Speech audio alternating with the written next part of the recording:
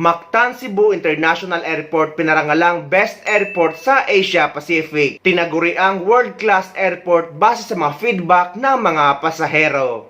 Nagbunga ang pagsusumikap ng Mactan Cebu International Airport na makapagbigay ng pinakamahusay at dekalidad na serbisyo sa kanilang mga pasahero. Dahil sa unang pagkakataon, pinarangalan ito bilang Best Airport in Asia Pacific sa Annual ASQ Airport Experience Awards ng Airports Council International. Nakuha ng paliparan ang naturang award sa ilalim ng 5 to 15 million passengers per annum category. Ang ACI ASQ Awards ay base sa direktang feedback ng mga pasahero patungkol sa kanilang airport customer experience. Sinasabing taon-taon ay nasa higit 11 milyong domestic at international passengers ang dumadaan sa Mactan Cebu International Airport. Ayon naman sa pamunuan ng MCIA, malaking bahagi sa karangalang kanilang natanggap ang maayos na pakikipagtulungan nila sa mga stakeholder at partners para makapagbigay ng maayos at magandang experience sa mga pasahero. Tanan, appeal gyud nga nagtrabaho from the on gina hard work, mga committed gyud nga personnel gyud ba naghimo regarding sa ilahang trabaho nga gitarong gyud nila para sa mga security kanang mga naglimpyo sa mga toilets ana gyud kami gyud tanan nagtrabaho for that purpose. So mo na ang amuang maayo kaayo nga collaboration with everyone, mga tanang stakeholders diha sa airport mo na ang amo nakita gyud nga really stand out gyud ta regarding ana.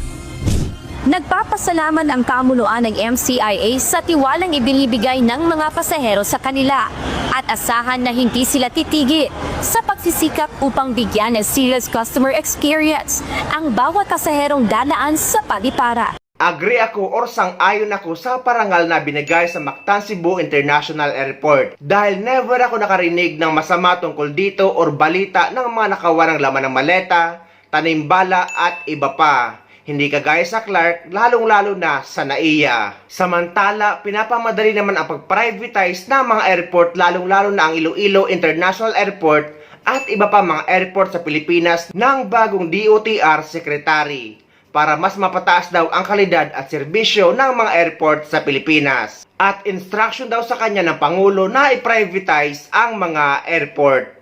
Isa ang Iloilo International Airport sa mga prioridad ng Department of Transportation o DOTR na maisaayos ang operasyon. Ito ay sa pamamagitan ng Public-Private Partnership o PPP. Nitong Sabado, binisita ni DOTR Secretary Vince Dizon ang ilang port at airport sa Visayas kasama ang Iloilo, Cebu at Bohol. Ayon kay Secretary Dizon, panahon na para ma-develop ang paliparan para mapalakas ang turismo at transportasyon ng Iloilo Province at Iloilo City. Nais rin ng ahensya na mapalaki ang paliparan para makapag-accommodate ito ng hanggang 10 milyong pasahero kada taon. Ang dami ng flights, no? It's already more than 2 million passengers per year, but we need to develop it quickly, no?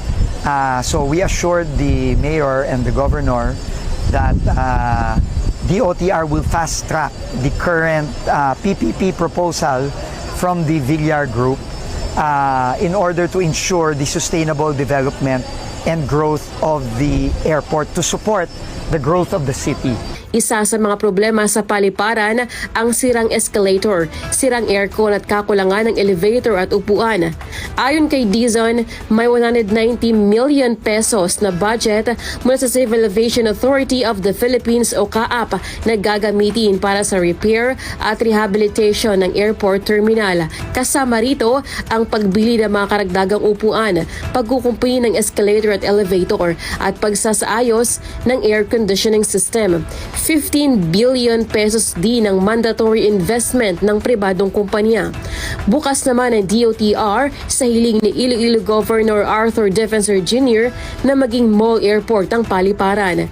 Maliban sa Iloilo, susunod na isa sa pribado ang ilan pang mga paliparan sa bansa. Ang mga critical natin, no? So Iloilo is the priority right now, no? Siyang pinaka-advanced.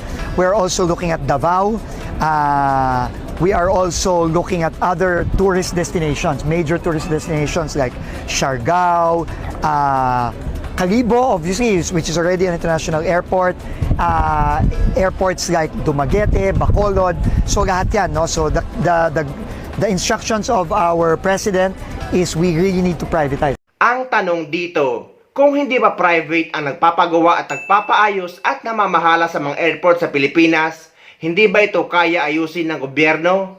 Dahil kapag private ay halos lahat ng fee ay tataas at iba pang mga bayarin sa eroplano dahil magbabayad din sila ng mahal sa airport na ipapagawa ng mga private company. Kayo guys, ano ang sa tingin nyo?